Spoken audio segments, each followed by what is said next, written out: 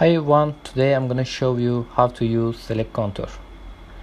If you want to select inside contour in Solidworks, you can use this macro button. For example, this face have a lot of holes and I want to choose all of them.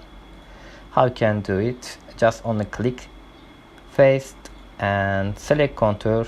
You will see I can select all inside contour. It's easy. And if you want to, you can use in assembly. For example, I want to convert all holes in here. How can I do it?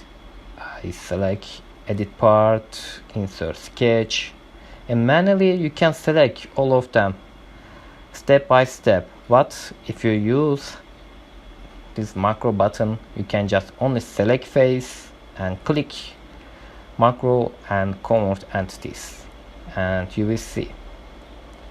And cut extrude is done. It's very useful command for you, and see you later.